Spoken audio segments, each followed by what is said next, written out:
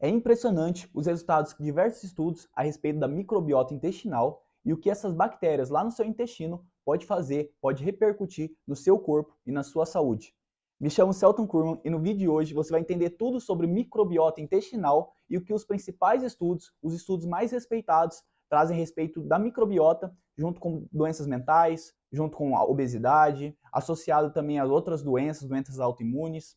Então fique no vídeo até o final, também vou ensinar como modular esse seu intestino para você ser muito mais saudável, prevenir infinitas doenças e viver muito mais. Então já deixe seu like já para que esse conteúdo chegue a mais pessoas e que assim a gente possa atingir o máximo de pessoas possíveis para conhecer esse conteúdo que hoje em dia é tão importante.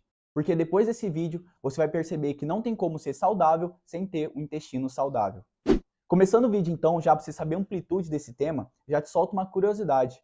Nós temos 8 vezes mais bactérias no nosso intestino do que células no corpo. Então se a gente for pensar, a gente é mais formado por bactéria do que por célula em questão de número de células. Inclusive tem um livro que fala a respeito desse tema, que é 10% humanos, esse que está aparecendo na tela para vocês. Mas então agora se me pergunta, o que os estudos trazem a respeito dessa microbiota? Vamos direto ao ponto. O primeiro artigo que eu trago aqui para você é uma meta-análise de 59 estudos, ou seja, pegou 59 estudos sobre o tema e chegou a alguma conclusão através dos resultados desse estudo. Esses estudos eram a respeito dos transtornos mentais. Então, pessoas com esquizofrenia, pessoas com depressão, pessoas com transtorno de bipolaridade, pessoas com transtornos de ansiedade, percebeu-se que elas têm um maior número de bactérias pró-inflamatórias, que facilita a inflamação, e um menor número de bactérias anti-inflamatórias no intestino. Então, essas cepas que facilitam a inflamação, facilitam a disbiose intestinal, esse descontrole populacional de bactérias no intestino, então essas bactérias estão em maior número, maior proporção nessas pessoas com esses transtornos mentais do que nas pessoas saudáveis.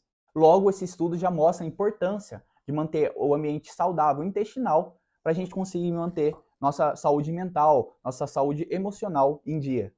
Somado a isso, a ciência percebeu também a associação da nossa microbiota intestinal com o nosso desenvolvimento muscular.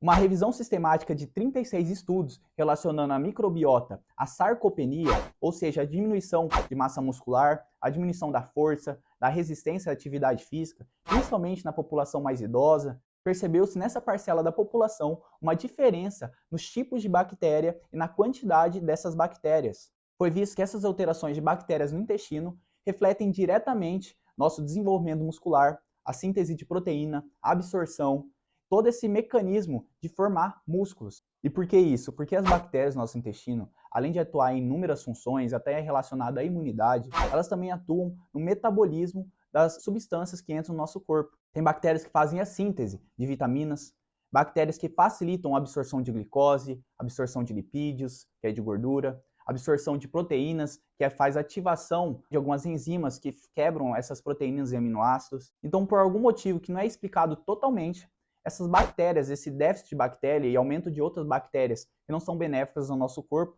nessas pessoas com sarcopenia, elas têm esse déficit de produção de massa muscular e de desenvolvimento e de conservação dessa massa muscular durante o envelhecimento. Dessa forma, mostrando a importância também dessa microbiota intestinal no desenvolvimento e na conservação de tecido muscular. Agora, trazendo o terceiro tema que associa a microbiota a alguma doença, atenção, esse tema aqui está em alta hoje em dia, que é a obesidade. Foram vistos em diversos estudos que pessoas obesas possuem uma predominância de certos gêneros, de certos filos, de certas cepas de bactérias em comparação às pessoas magras. Inclusive, realizaram alguns tratamentos adjuvantes, junto com o tratamento de diminuição do consumo calórico, atividade física. Foi visto também que esse transplante fecal, chamado de transplante fecal, quando você pega essas bactérias, tipicamente pessoas magras, e colocam em pessoas obesas, foi visto uma melhora da terapia, uma melhora da resolução da obesidade, uma diminuição de peso mais rápido comparado às pessoas que não realizaram esse transplante fecal. Isso mostrando a importância da bactéria nesse metabolismo, como já foi falado no tema anterior, de toda a nossa glicose, dos nossos lipídios, nossas proteínas também, nessa regulação do peso. Porém, faltam estudos nessa área para saber especificamente quais são os grupos de bactérias responsáveis por facilitar esse controle do peso, essa redução do peso. Opa, atenção aqui! Antes de a gente falar sobre os outros artigos que tratam a microbiota intestinal associada a algumas outras doenças, e eu te passar também um método que qualquer pessoa pode fazer para modular sua microbiota intestinal, sua flora intestinal, ter um intestino muito mais saudável e prevenir inúmeras doenças, eu peço que você se inscreva no canal, pois semanalmente vão ser postados conteúdos como esse, que melhora a sua qualidade de vida, melhora a sua saúde, seus hábitos alimentares, fazendo você viver mais e melhor, tendo uma maior longevidade. Voltamos ao vídeo. Um outro grupo de estudos também trouxe a associação da microbiota intestinal com as doenças demenciais, entre elas a mais comum o Alzheimer e o Parkinson, que são doenças muitas vezes relacionadas às pessoas mais idosas, porém nos últimos anos está aparecendo cada vez mais na população, aumentou a incidência dessas doenças. E qual a explicação da relação da microbiota intestinal com essas doenças demenciais? Esses estudos viram que algumas bactérias, algumas cepas de bactérias, produzem algumas substâncias, entre elas a beta-amiloide e a proteína tal. Essas substâncias, quando são depositadas no nosso sistema nervoso central, principalmente na parte do encéfalo aqui, elas geram o início e o desenvolvimento dessas doenças demenciais. Inclusive, conforme nós vamos envelhecendo, nós vamos tendo essa deposição dessas substâncias. Também pessoas com Alzheimer, Parkinson, após a morte, se você realizar uma necrópsia dessas pessoas, ou seja, você fazer um estudo do organismo dela para saber a causa da morte, para saber as patologias que ela tinha, você vai ver aumento dessa deposição dessas substâncias lá no sistema nervoso dela, explicando assim o aparecimento dessas doenças. Somado a isso, outra explicação que esses estudos trouxeram é que essa parcela da população tem uma diminuição de bactérias, no número dessas bactérias que produzem os triglicerídeos de cadeia curta, que são gorduras, que são lipídios protetores do nosso sistema nervoso central, que dificultam essas doenças neurodegenerativas. Esses triglicerídeos de cadeia curta saudáveis no nosso sistema nervoso central, bastante encontrados também dos derivados do coco, principalmente a água do coco, mas principalmente mesmo em maior concentração no óleo do coco. Além dos inúmeros estudos que eu trouxe aqui para você, nós temos estudos que associam a disbiose intestinal, ou seja, o descontrole bacteriano do seu intestino, também com a diabetes gestacional, ou seja, as gestantes que durante a gestação, durante a gravidez, desenvolvem diabetes. E também em relação à dislipidemia. O que é a dislipidemia? Que é quando você tem um descontrole, um descompasso na quantidade de gordura no seu sangue, principalmente triglicerídeos e também os colesteróis ruins altos, que é o colesterol, principalmente o LDL, e o colesterol bom, colesterol protetor baixo, que é o HDL. Logo, essas pessoas com dislipidemia facilitando ter doenças cardiovasculares, como infarto, como AVC, como trombose, facilita o aparecimento de varizes, enfim, as doenças cardiovasculares estão em primeiro hoje em dia, em principal causa de morte na população mundial.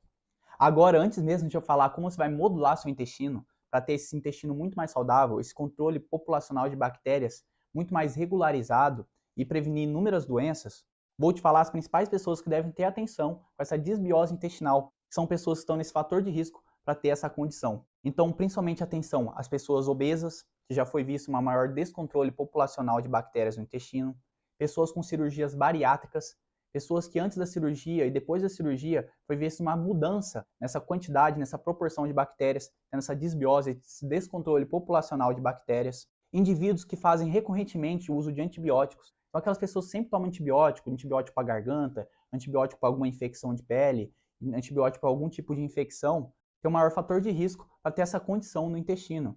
E por fim também as pessoas que não têm acesso à água tratada, não têm acesso ao saneamento básico. Foi visto também que essas pessoas possuem um intestino mais desregularizado na proporção de bactérias saudáveis e na saúde intestinal como um todo.